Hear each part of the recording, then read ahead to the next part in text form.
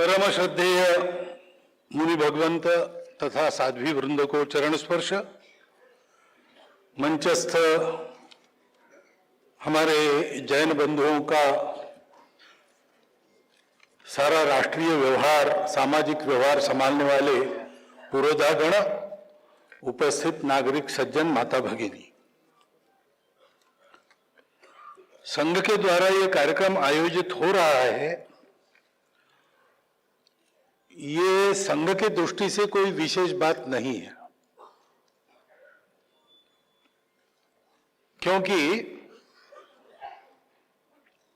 हम एकात्मता स्तोत्र कहते हैं, रोज कहते हैं, प्रातः काल में कहते हैं। उसमें नित्य भगवान महावीर का स्मरण करते हैं। हमारे ज्ञान निधि में जैनागमों की भी गणना करते हैं।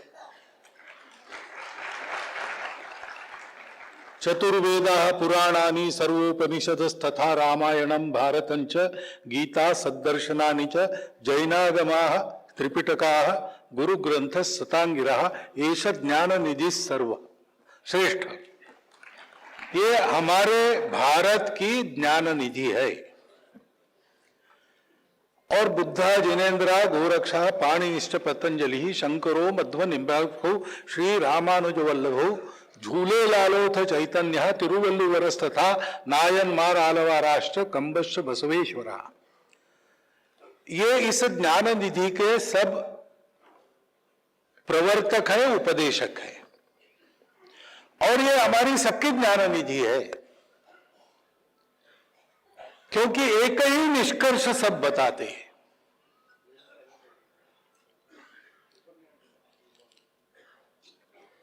जब ज्ञान की खोज चली, दुनिया में भी चली, हमारे यहां भी चली, तो दो प्रवृत्तियां चली। हमारी परंपरा की भाषा में एक श्रमण धारा है और दूसरी वैदिक या ब्राह्मण धारा कहते हैं। अंतर क्या था? खोज तो एक ही बात की करनी थी कि शाश्वत सुख कैसे मिलेगा, लेकिन निकले दो अलग दिशाओं में। सब में नहीं है, नहीं है, नहीं है, नहीं है ऐसा करते हुए जहां है वहां पहुंच जाएंगे। जिसमें नहीं है उसको छोड़ते चले जाएंगे तो जिसमें है वो स्वतः सामने आ जाएगा। ये निवृत्ति पर धारा है। और जो कुछ सब है उसमें भी है, उसमें भी है, उसमें भी है, उसमें भी है, ऐसे करेंगे तो उसमें जो असार है वो निकल जाएगा और जो है वो सामने आ जाएगा। ये दो दिशाएं खोज की थी। खोज का विषय एक ही था, शाश्वत सुख देने वाला सत्य सबको चाहिए था। दुनिया में भी ऐसे ही दो जगह, दो दिशाओं में लोग चले, लेकिन दुनिया और भारत में अंतर रहा कि बाहर की खोज करके दुनिया रुक गई और हमने बाहर की खोज होने के बाद अंदर खोजना प्रारंभ किया और उस सत्य तक पहुंच गए।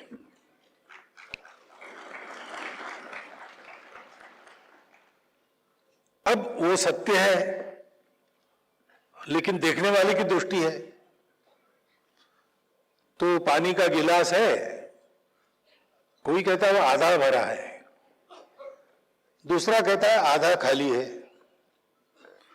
तीसरा कहता है पानी कम है, चौथा कहता है गिलास बड़ा है। वर्णन अलग अलग है, वस्तु एक ही है, स्थिति एक ही है।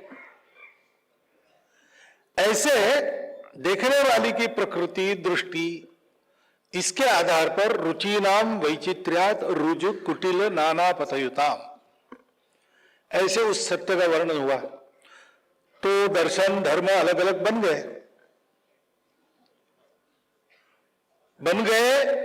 बने रहे और चल रहे, साथ चल रहे, क्योंकि सारा ये जो अपने अपने रुचि के लिए, प्रवृत्ति के लिए वैशिष्ट्यपूर्ण ऐसी जो यात्रा थी वो अलग अलग प्रकार से चली, तो भी खोज एक चीज की होने के कारण जहां पहुंचे वो बात तो एक ही थी। साध्वी जी ने कहा कि महावीर को मानना सरल है, महावीर का मानना कठिन है। वो जो का है वो सबने एक ही बताया है, सत्य, करुणा, अहिंसा, पवित्रता और तपस। वो प्राप्त करने के लिए तपस आवश्यक है, बाकी तीनों बातें। और वो तपस का तरीका भी एक ही है कि बाहर की चीजों से मुक्त होकर अंदर के सत्य को प्राप्त करो। बाकी दुनिया ने सोचा कि सुख बाहर है, और बाहर की सुख दुनिया में देखा उन्होंने कि वो सुख टिकता नहीं है, वो बार बार प्राप्त करना पड़ता है। इसलिए उनका ध्येय बना कि ज्यादा से ज्यादा लंबा जियो और ज्यादा से ज्यादा भोग करो, और भोग की वस्तुएं कम है, भोग करने वाले बहुत ज्यादा है, तो स्पर्धा होगी। स्पर्धा जीतने के लिए बलवान बनो, बलवान होकर विजय प्राप्त करो। बाकी लोग आपकी दया पर रहे, आपको जो चाहिए, जैसा चाहिए, जब चाहिए तब लाके दे, तब उनको रखो, नहीं तो आप चाहे जो उनका कर सकते हो। ये जीवन का सत्य है। बाहर की दुनिया में जाएंगे तो यही सत्य प्रतीत होता है, जंगल का न्याय ही चलता है ऐसा लगता है। लेकिन वहां अंदर की खोज करने के लिए वो भी जो खोजना था वो अलग था, उनको भौतिक सुख चाहिए था, इसलिए वो मोक्ष तक तो पहुंच गए। मोक्ष मिला नहीं, लेकिन उपासनाएं तो निकली। सृष्टि को चलाने वाला कोई है या नहीं है, इसको लेकर अलग अलग, लेकिन कुछ है। लेकिन वो किस लिए है, किस लिए चाहिए? ताकि भरपूर खा सकूं, भरपूर उपभोग कर सकूं। अब ये बाहर की जड़ दृष्टि है, वो सबको अलग अलग बताती और जोड़ती किसी को नहीं है, क्योंकि उसमें समन्वय नहीं है, उसमें स्ट्रगल है, संघर्ष है, स्पर्धा है। हमारे यहां लोगों ने बाहर का नहीं मिला, बाहर टिकने वाली बात मिली नहीं तो छोड़ा नहीं, उन्होंने अंदर खोजा और उनको जोड़ने वाला तत्व मिल गया। और इसलिए जब हम सत्य कहते हैं तो सत्य हम यही कहते हैं कि सब अपने हैं। महावीर स्वामी जी का उपदेश अभी जो आचार्यों ने बताया वही सारा है, उस पर मैं अधिक बोलूं इसकी आवश्यकता नहीं। सभी अपने हैं। सुख जड़ पदार्थों में नहीं है। तुमको अकेले को, एक व्यक्ति को जीना नहीं है, व्यक्तिवाद को छोड़ो, सबके साथ मिलजुल कर रहो, अहिंसा से चलो, संयम करो, अपरिग्रह करो, चोरी मत करो, दूसरे के धन की इच्छा मत रखो। ये सारी बातें जीने का तरीका जो बताया गया वो सबने समान बताया। और आज हम देखते हैं वो तो शाश्वत है, जैसा कहा गया। सारे विश्व की समस्याएं उसकी अनदेखी से निकली है। विश्व में कलह है, विश्व में दुख है। क्यों है? इसीलिए है कि पहले तो मिलजुल कर चलने की प्रवृत्ति नहीं, हम ही सही, बाकी सब गलत। तो बाकी सब अगर गलत है तो उनके लिए यही बताया जाता है कि तुम सुधर जाओ, नहीं तो हम छोड़ देंगे, या नहीं तो हम तुम्हारा कान पकड़कर अच्छे रास्ते पर लाएंगे, नहीं मानोगे तो हम मारेंगे, फिर भी नहीं मानोगे तो मार ही देंगे। और इसलिए सत्य को जानने के नाम पर कितने रक्तपात दुनिया में हुए और आज भी चल रहे हैं। वही बात सब लोग एक ही कर रहे हैं, लेकिन हर एक का स्थान अलग अलग है तो उसको अलग अलग दिखता है। सापेक्ष सब विचार करते हैं। मेरे सामने कोई बैठा है, ये तब तक है जब तक मेरा मुंह उनके सामने है। मैंने अगर मुंह फेर लिया तो वो सब मेरे पीछे हो जाएंगे। जगह किसी की नहीं बदलेगी, मेरी भी नहीं बदलेगी, उनकी भी नहीं बदलेगी। लेकिन मेरी जो अभी की स्थिति है उसके आधार पर मैं बोल रहा हूं, आप मेरे सामने बैठे। कोई मेरे साथ खड़ा और पीछे देख रहा है, वो कहेगा कि सामने कहाँ है, वो तो पीछे है। इसको लेकर झगड़ा करेंगे, इसको लेकर झगड़ा करेंगे तो कलह ही होगा, युद्ध ही होगा, और क्या नहीं, और क्या होगा। और इसलिए अहिंसा की बात जो महावीर जी ने कही और उसका पराकोटि का एक आदर्श खड़ा किया, अभी जीवन बताया, उन्होंने सब सहन किया, कभी सामना किया नहीं, अपूर्व सहन शक्ति का परिचय दिया। सहन नहीं करना यानी कायर नहीं बनना, सहन नहीं करना यानी भाग नहीं जाना, सामना करना यानी प्रतिकार नहीं किया, लेकिन खड़े रहे, भागे नहीं। ये कौन कर सकता है? जो परम शक्तिशाली है वही अहिंसक बन सकता है। और इसलिए महावीर जी तो महावीर थे, चाहते तो सब कर सकते थे, लेकिन सद्भावना सबके बारे में है, सब अपने हैं और किसी को धक्का नहीं पहुंचाना है, तो मन वचन कर्म से पूर्ण अहिंसक हो रहे। उस अहिंसा की योग्यता भी प्राप्त करनी पड़ती है। ऐसी शक्ति, ऐसा संयम पहले धारण करना पड़ता है।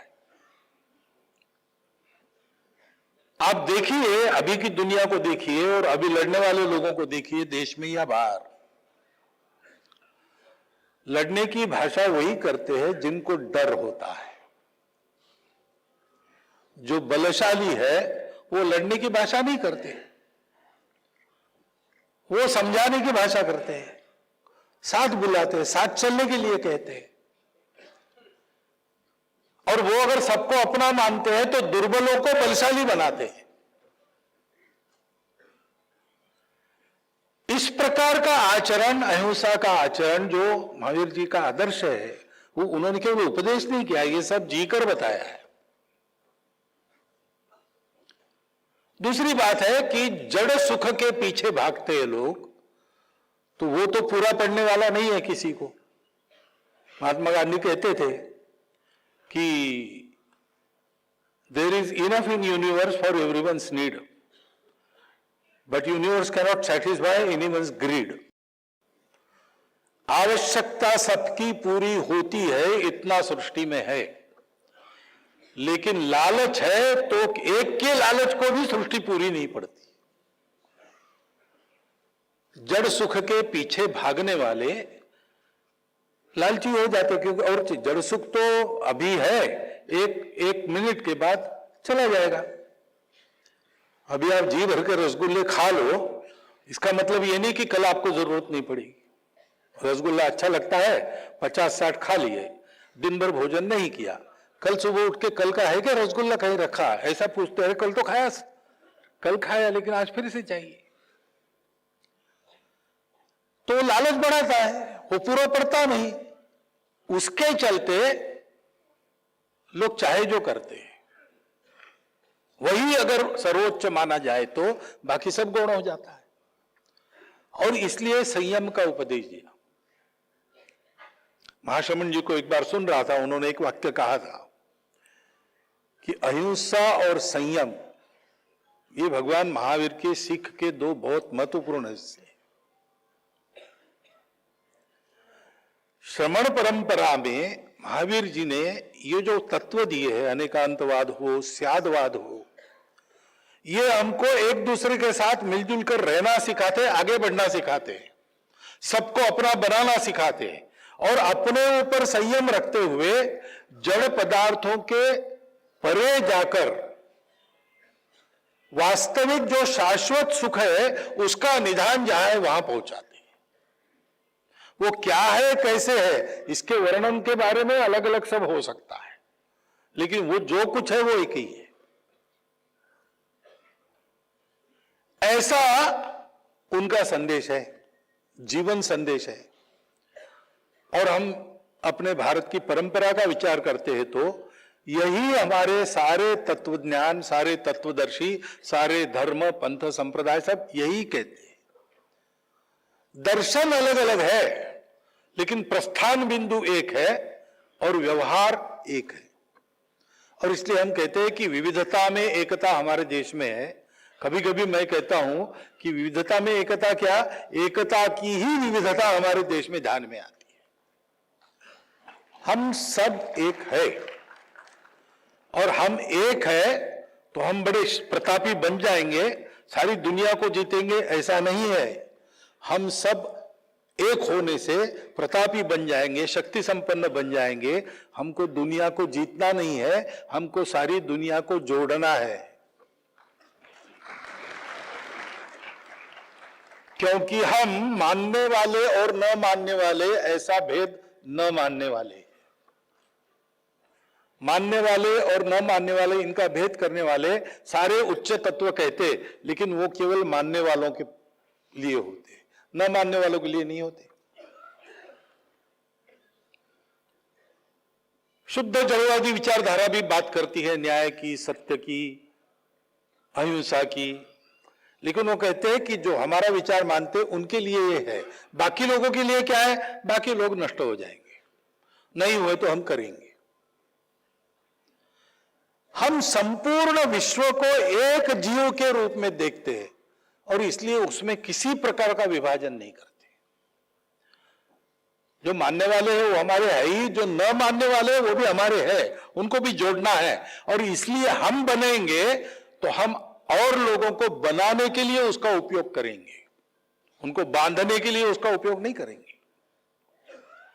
एक ऐसा उच्च जीवन दर्शन हमारे यहां मिला है और हमको एक कर्तव्य है कि सारी दुनिया को यह रास्ता बताना, और उसका समय आ गया है।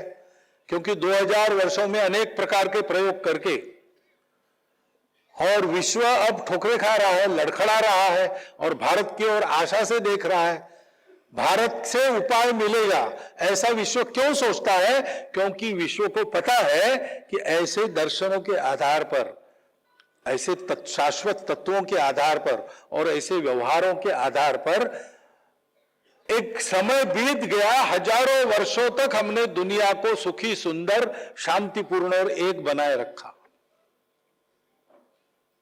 लोग क्रांति की भाषा कहते हैं, हमने विश्व के जीवन में उत्क्रांति और संक्रांति लाई है। ऐसे हम लोग हैं। वो कर्तव्य करने का समय उपस्थित हुआ है और इसलिए भगवान महावीर को, उनके उपदेश को, उनकी तपस्या को, उनके आचरण को याद भी करना पड़ेगा और उसको अपने जीवन में भी उतारना पड़ेगा। जब हमारे जैन बंधुओं ने तय किया कि 2550वां वर्ष मनाएंगे, तभी हमारे सरकारी वाह जी ने एक निवेदन दे दिया प्रेस को, महावीर जी के बारे में अच्छी जानकारी वगैरह सारा देकर कि उनका ये 2550वां वर्ष है और उसको मनाने में संघ सहयोगी सहभागी है।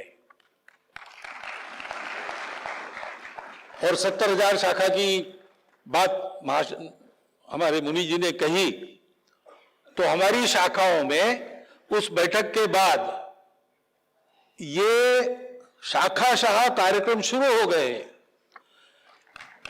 इस बार के हमारे बौद्धिक पाठ्यक्रम में महावीर जी की कहानी और महावीर जी के तत्वज्ञान का सबको समझ में आया, इसी सरल भाषा में छोटा सा परिचय ये समाविष्ट हो गया है।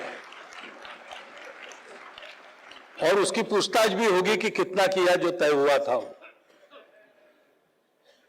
क्योंकि पूरा समाज अपना है, ये सारा अपना निधि है, तो इसको तो मनाना ही है। इसमें विशेष बात क्या है? ये न मनाते तो विशेष था, ऐसे कैसे हो गया?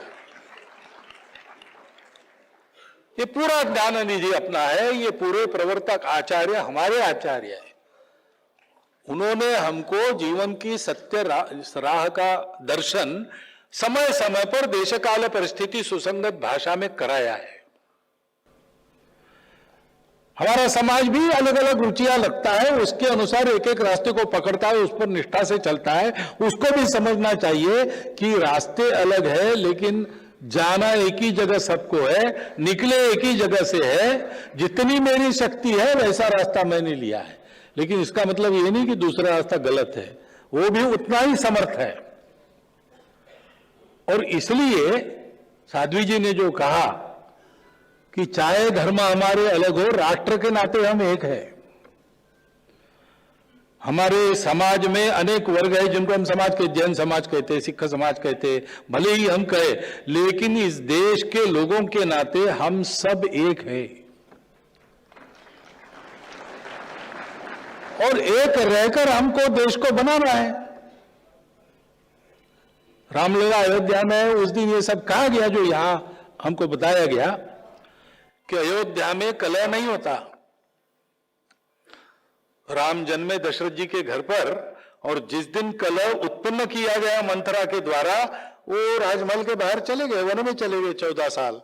दुनिया में कलह था, उसको समाप्त करके वापस आए, क्योंकि 14 साल भरत ने बिना कलह राजगद्दी संभाली, राम की पादुका रखकर।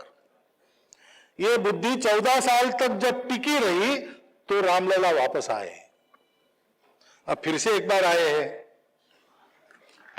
तो हमको भी उसी रास्ते पर चलना है और उस रास्ते का, उसकी पूर्णता में दो टुक शब्दों में अपने जीवन के उदाहरण के साथ दर्शन हमारे सामने भगवान महावीर ने रखा है। उसको याद करना, उसको समझना और एक एक छोटी छोटी चीज अपने जीवन में उतारना। एकदम तो हम बढ़ नहीं सकेंगे, एकदम भगवान महावीर बनना किसी के बस की बात नहीं, लेकिन उन्होंने भी कितने वर्ष तपस्या की। हम एक एक कदम बढ़ा सकते हैं। हम कहेंगे बहुत दूर है, वहां कैसे जाएंगे, तो जहां है वहीं रहेंगे। कैसे जाएंगे सोचने के बजाय चलना प्रारंभ करेंगे तो कैसे जाना भी पता चलेगा और एक दिन पहुंच भी जाएंगे। योजना नाम सहस्त्रम तु शनैर गच्छेत पिपीलिका, चींटी चलती है अपने छोटे छोटे कदमों में और सहस्त्रों योजन चली जाती है, गांव के गांव बदल देती है। अगर छन महीने तो ये ओपी पदम एकम न गच्छति। और गरुड़ है, महाशक्तिशाली है, पंखों में ताकत है सारे आसमान को आलोड़न करने की, परंतु उड़ता ही नहीं तो जाएगा ही नहीं। तो हम गरुड़ हो या चींटी हो, कदम बढ़ाने का महत्व है। और इसलिए इस वर्ष में हम संकल्प ले कि अगले वर्ष 2551वां कल्याणक जब आएगा, तब तक हम अपने जीवन में अहिंसा, अस्तेय, अपरिग्रह, संयम, एकांत, अनेकांतवाद, स्यादवाद, इन सारे मामलों का विचार करके कौन सी दो नई अच्छी बातें जोड़ेंगे, कौन सी दो पुरानी बुरी बातें छोड़ेंगे। ऐसा अगर स्वयं का निरीक्षण करके छोटे छोटे परिवर्तन हम प्रतिवर्ष करते चले जाते हैं तो कर्म तो हमारे हाथ में है। हमारे सभी धर्मों में और एक समानता का वैशिष्ट्य है, सब लोग कर्म करने की मनुष्य की स्वतंत्रता और कर्म करने के बाद उसके फल को स्वीकार करने की, उसके फल यानी उसके बख्शीश नहीं, उसके जो परिणाम होंगे उसकी जिम्मेवारी उसको स्वीकार करनी ही पड़ती है और उसे परिणाम भोगने पड़ते हैं। इस पर सब लोग विश्वास करते हैं और इसलिए हम ऐसा कर्म करें जिस कर्म से हमारा भविष्यकाल ठीक हो जाए, चाहे वो अगला वर्ष हो या अगला जन्म हो, क्योंकि हम सब ये मानते हैं कि मनुष्य की प्रगति थमती नहीं है, वो सदैव चलती है। जन्म जन्मांतर की यात्रा में वो उसको पूर्ण कर लेता है और एक दिन अंदर के इस सुख को पाकर एक छोटा महावीर वो भी बन जाता है। ये यात्रा हम प्रारंभ करें, इस यात्रा का संकल्प हम सब ले, उस यात्रा में बढ़ने वाले सभी को आपके प्रगति की अनेकों शुभकामनाएं उस यात्रा में, और हमारे मुनि आचार्य संतों का ऐसा ही मार्गदर्शन हमें नित्य प्राप्त होता रहे, यह उनके चरणों में प्रार्थना और आपके लिए भी ये शुभकामना। बहुत बहुत धन्यवाद।